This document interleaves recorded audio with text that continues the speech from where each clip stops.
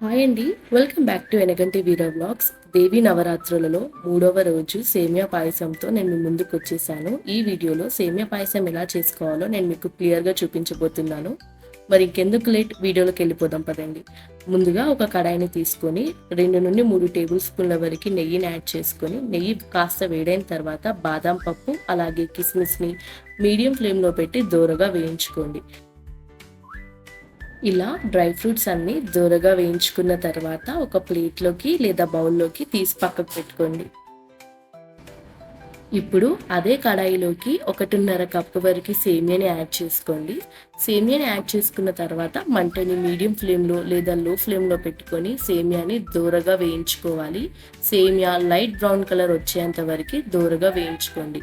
ఇలా ఒకసారి సేమియా లైట్ బ్రౌన్ కలర్కి వచ్చిన తర్వాత 2.5 కప్పుల వరకు పాలని యాడ్ చేసుకోండి.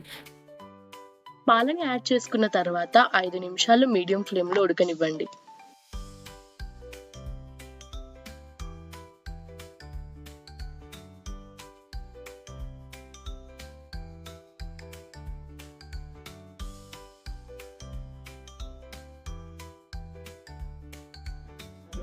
5 నిమిషాల తర్వాత 1.5 కప్పు వరకు షుగర్‌ని యాడ్ చేసుకోండి. 2.5 కప్పులు సేమియాని తీసుకున్నారు కాబట్టి 1.5 లేదా 2 కప్పుల వరకు షుగర్‌ని యాడ్ చేసుకోండి. తీపి కాస్తగా ఎక్కువ తినే వాళ్ళైతే 2 కప్పులు యాడ్ చేసుకోండి.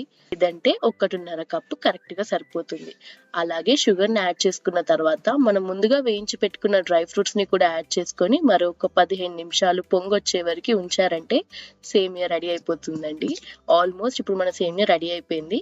15 నిమిషాలు లో టు మీడియం ఫ్లేమ్‌లో పెట్టి సేమియాని ఉడికించుకుంటే అమ్మవారికి నైవేద్యంగా పెట్టడానికి సేమియా పాయసం చాలా కమ్మగా రెడీ అయిపోతుంది. చూసారా ఎంత చక్కటి కన్సిస్టెన్సీతో సేమియా పాయసం రెడీ అయిపోయిందో. ఈ వీడియో మీకు నచ్చిందని అనుకుంటున్నాను. నచ్చినట్టయితే please do like, share and subscribe to Enaganti Veera vlogs. మరొక కొత్త రెసిపీతో మళ్ళీ కలుద్దాం. అప్పటి వరకు అయితే సబ్స్క్రైబ్ చేసుకోవడం అస్సలు మర్చిపోకండి.